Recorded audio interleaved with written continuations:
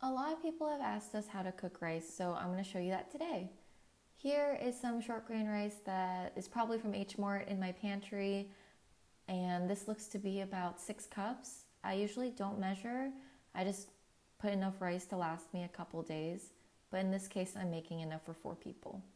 So now that we have our rice, you want to wash it around 3 to 5 times or until the water runs pretty clear. Make sure you take off your hairband and then you go for it. You want to wash it pretty thoroughly so that you can remove any excess starch. We do this so that we can have a nice fluffy texture to our rice. If you don't rinse your rice, you'll end up with a really clumpy, gummy mess.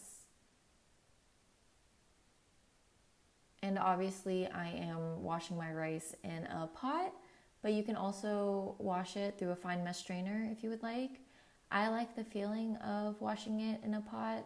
I really like the textures and sensations of washing it, but if you want, a lot of people do it through a fine mesh strainer. It is kind of hard to clean after, but do what you want.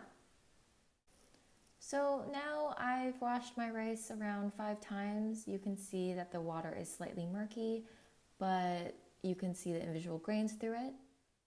So this is something I've heard a lot of people struggle with, is the amount of water you want to put in your rice. And this is a trick that I learned a couple years ago when I was a prep cook in LA. Put some water in your rice and then you're going to level out the rice. And this is where the trick comes in.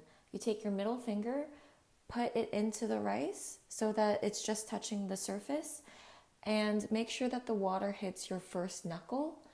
That's going to be about 3¼ inch of water above the rice. And I know a lot of people are like, what if my knuckle's different? What if I have a shorter or longer knuckle? Trust me, it works.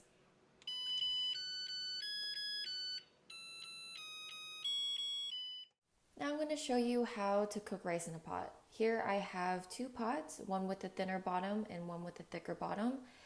And I am going to show you how to cook rice in a thinner bottom pot. So the reason why we want to use a thicker bottom pot, if you have one, is so that the rice doesn't scald on the bottom. But I can show you a little trick if your rice gets stuck.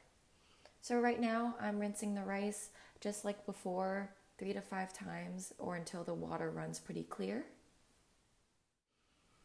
And I'm doing the same trick as before, leveling out the rice, using my middle finger to measure out the water so that the water line hits my first knuckle.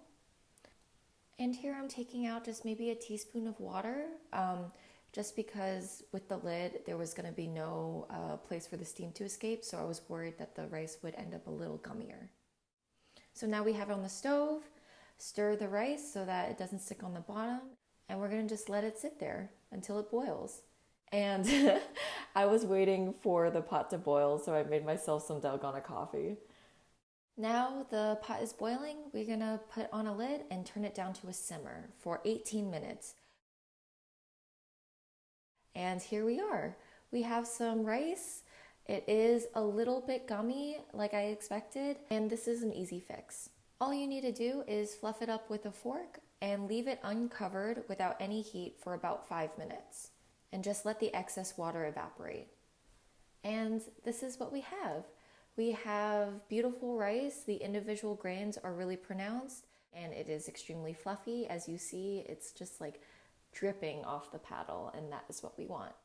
Okay, and so this is what happens when you cook in a pot, especially a thinly bottom pot, is that the rice will stick to the bottom.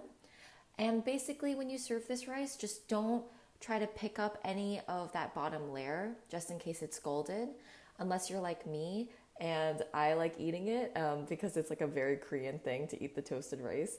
But leave it, it's gonna ruin the texture of the rest of your beautifully hard-earned rice.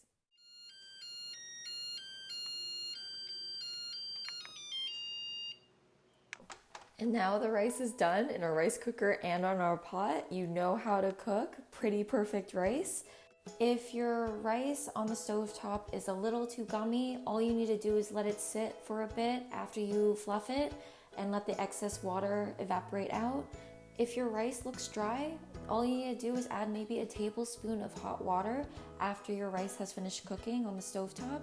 Leave it somewhere with the lid on for 5 to 10 minutes, and then take the lid off, and then the rice will have absorbed all the extra water.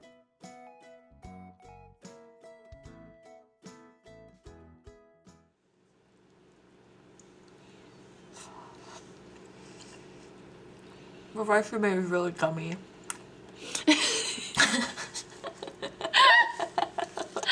I put a lot of water in it too.